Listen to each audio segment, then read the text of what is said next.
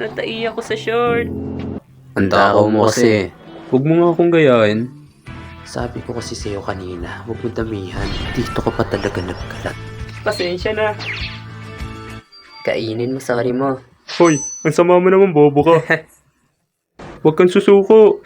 Kahit mabaho, maghugas ka ng puwet. Tama yun. Di ko inakala na ipapahiya niya sarili niya. Nangangasar ka pa talaga. Dapat nga tinutulungan natin siya ngayon eh. Huwag kang ang kontra dyan. Umalis ka na dyan at maghugas ka na ng pet doon. Baho. Pasensya na pusa. Nagawa ko nga bala. Okay lang naman yun, bye. Dahil natay ka sa short, di na tayo makakapunta sa beach tulad ng pinapangarap ko nung bata pa ako. Paano na mga nakapanty? Totoo ba yan ha? Maniwala ka na lang. Hindi! Wala pala yung gugong yun. Di niya sinasabi sa atin. May tinatago pala siyang kababalaghan. Ano, kamusta naman yung laro?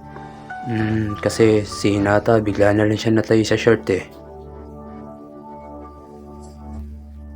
Ang sama mo pala talagang tao eh. Diyan ka na nga. Hoy, saglit lang naman. Tignan mo ko, ako budoy, ako budoy. Nakarating ka rin. Pinapangako ko sa inyong lahat na magiging Wizard King ako balang araw. Teka lang, nasa ibang anime ka na ata eh. Mga KJ kayo ah! Magtago ka muna kaya. Kasi alam na nila. Ha! Hoy, alam mo ba? Kanina ko pa naamoy ito eh.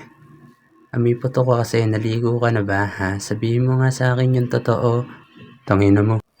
Ipasan mo ako, ipasan mo ako, ipasan mo ako, ipasan mo ako, ipasan mo ako. Umalis ka nga dyan, ang bigat mo kaya.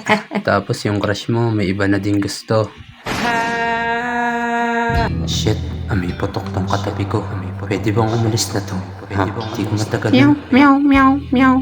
Hoy, ano bang problema mo? Ba't may hinahawakan yung bayog ko, ha? Alam mo ba kung gaano to kahalag? Tapos yung spaghetti nila hindi masarap.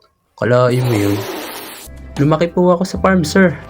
Sino ka ba? Padaan lang ako dito eh. Meow, meow, meow. Sino pa to? Tang puta.